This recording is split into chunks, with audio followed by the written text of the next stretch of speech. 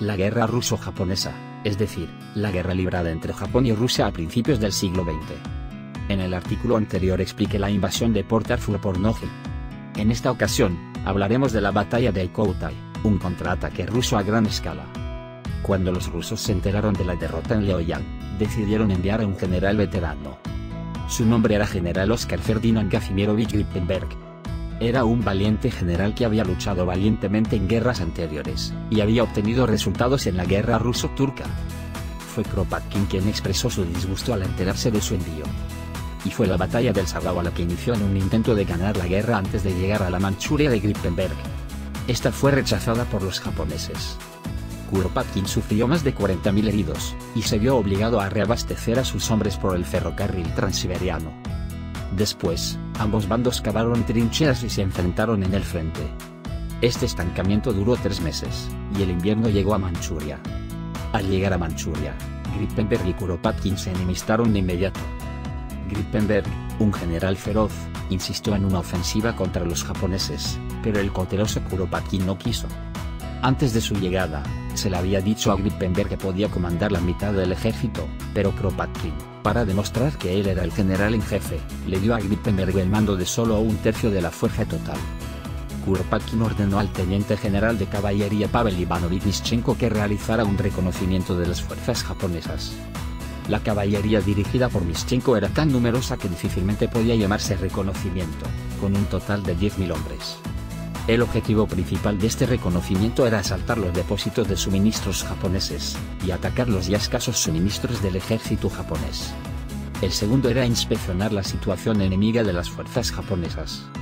Este viaje de reconocimiento se llamó los 8 días de Mischenko.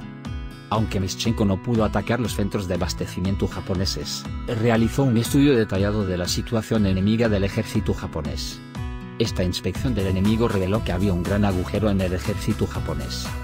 El centro de las fuerzas japonesas opositoras era el segundo ejército dirigido por Okeru y el cuarto ejército dirigido por Notsu, que naturalmente estaban densamente defendidos. En el lado este estaba Kuroki del primer ejército. Y la rama de caballería dirigida por el general de división Akiyama, una rama del segundo ejército en la retaguardia, custodiaba el lado oeste. El lado oeste que defendía Akiyama tenía 40 kilómetros de largo, y 8.000 personas vigilaban esa zona. Al oír este informe, Grippenberg aconsejó a Kropotkin que un ataque a la delgada posición de Akiyama colapsaría las fuerzas japonesas. Kropotkin, sin embargo, rechazó el consejo. Pensaba rescatar al teniente general Stessel, que estaba refugiado en la fortaleza de Lusun, que había caído a principios de enero de 1905, pero Kropotkin no lo sabía. Grippenberg insistió en que debían actuar rápidamente en lugar de esperar a recibir suministros, pero el cauto Kropotkin se negó. Grippenberg se agitó y dijo que si ese era el caso, yo solo llevaría a cabo la operación. Kropotkin respondió, entonces haga lo que quiera, yo no lo tocaré y no asumiré ninguna responsabilidad. Este fue el comienzo de la batalla de Koutai. ¿Y cuál era la situación para los japoneses? Los japoneses seguían concentrados en almacenar munición. Se habían quedado sin proyectiles en la batalla de Liaoyang. Fue una suerte para los japoneses poder cavar trincheras y enfrentarse a los rusos. Y en este largo tiempo de confrontación, los líderes militares japoneses habían llegado a creer a pies juntillas que Rusia no atacaría en invierno. Esto se debió a que Kropotkin era un hombre precavido, y el Estado Mayor creía que no había forma de que pudieran avanzar en el invierno de Manchuria, cuando el suelo estaba completamente helado y ni siquiera podían cavar trincheras. Akiyama, en el extremo occidental del ejército japonés, era un cuerpo de caballería.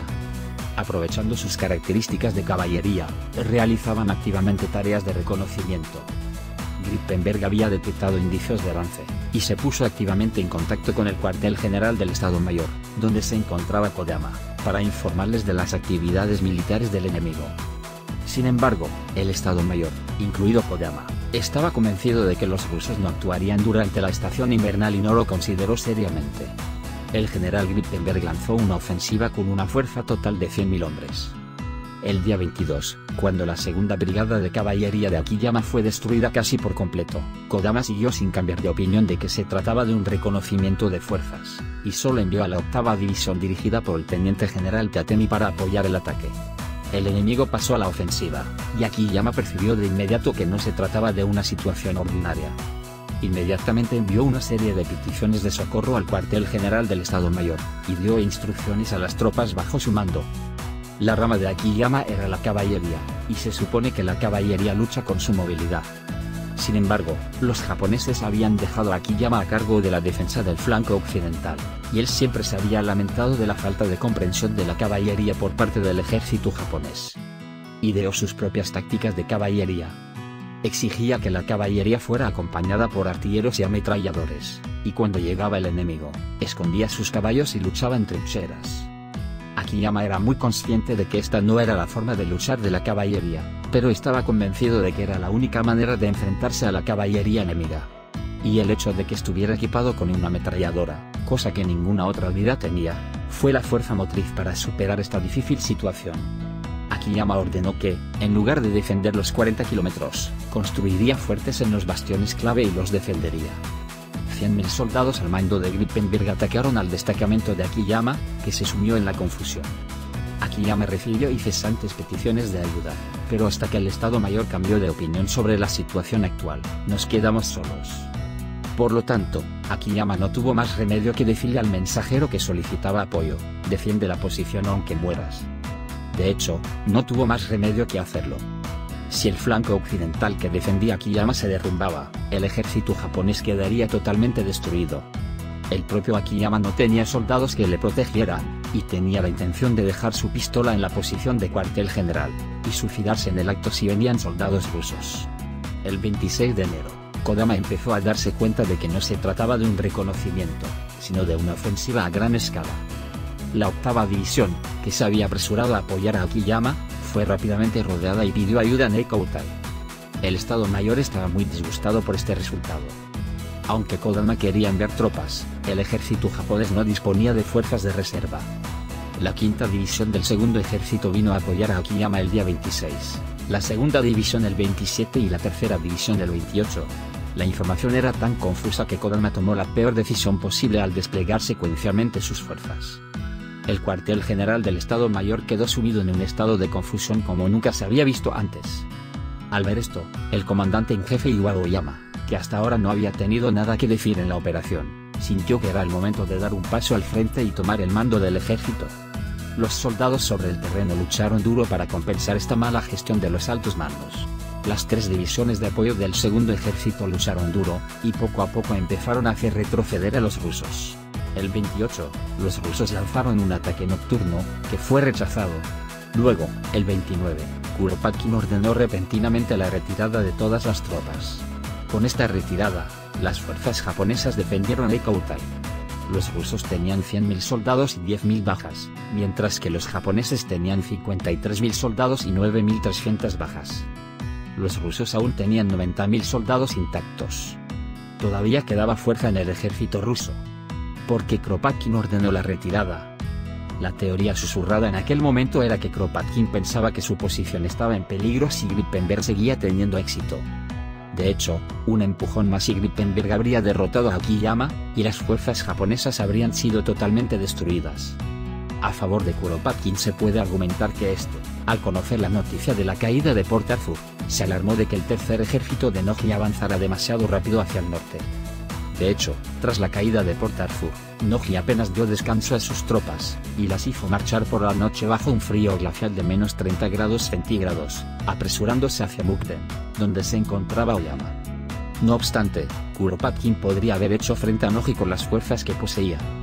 Es más natural suponer que temía dar crédito a Grippenberg.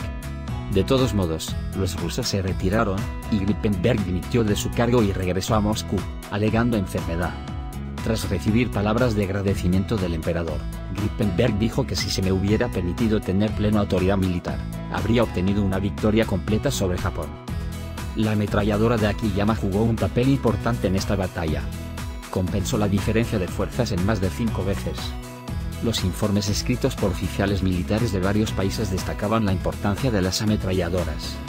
Sin embargo, los jefes militares de cada país no afrontaron este hecho como una excepción en Extremo Oriente.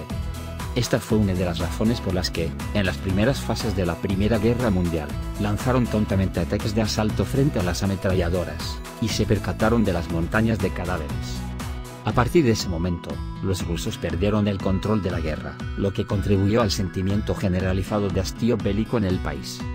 En el próximo artículo, explicaré la guerra de la inteligencia japonesa que indujo ese estado de ánimo de hastío bélico en Rusia. Si le ha gustado este artículo, suscríbase a nuestro canal y pulse el botón me gusta.